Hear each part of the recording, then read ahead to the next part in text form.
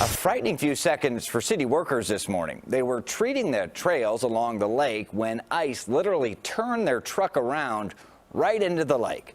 CBS 2's Chris Ty is live along the lakefront with the video and the science behind the scene. Haven't seen this one before, Chris. Not in a long time, Brad, if ever. And imagine this scene, folks, squarely between Lakeshore Drive and the Lake Michigan water line. A pair of Park District workers on the de-icing beat early this morning, hitting a patch of terribly bad luck. 10 seconds is all it took for this drive to slide from slippery to scary to save yourself. Look closely as the two park workers jumping from the truck literally 1 second before it tips back, submerging the cabin. I was driving along the lake, and it's icy and it slid in the water. Their job was to treat the icy jogging path. It's a sheet of ice. We got bikers that are sliding. But with the pair safe, the job for a team of 12 today turned to getting this 3,000-pound truck off the slippery shore. By noon, it was up and out, but made tougher by Mother Nature and the angle of the lake. With the outer bank here on Lakeshore Drive and the bike path, there is a bit of an angle. The angle is reason number one this all happened. We sent our drone up after the scene cleared. The turn here on Lakeshore Drive at the point of the accident opens a sharp wind pocket. Couple that with reason number two, near record high water levels. The National Weather Service says Lake Michigan's up 6 feet in the last 6 years, 16 inches since last year.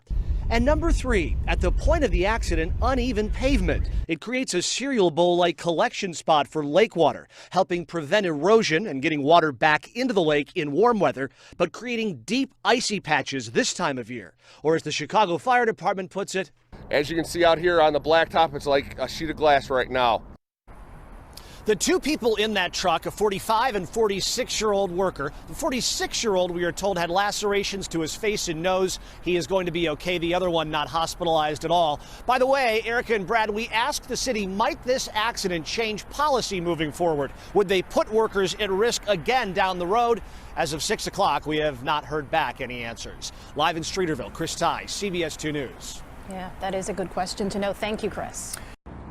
Well, Rob, thankfully what happened was nothing more than a mishap. Officials crediting the quick thinking of the two men who were in the truck. They jumped out just in time before the truck was able to hit the water. Still, it was quite the scene this morning, the event being captured on several surveillance cameras in the area. Where there's ice, salt trucks normally improve conditions on paved roads. But conditions were too tough for this Park District vehicle this morning. It was salting the lakefront bike path when it hit a slick spot of ice and started sliding backwards into Lake Michigan. As you can see out here on the blacktop, it's like a sheet of glass right now.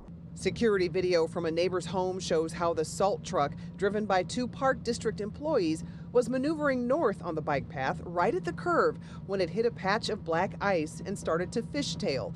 Both men jumped out of the truck before it went into the water, and they are in good condition. The cab of the truck remained above water as crews waited for a heavy wrecker to come in and tow the truck out of the lake. A slow process that eventually came to an end about 5 hours after the truck first went into the water.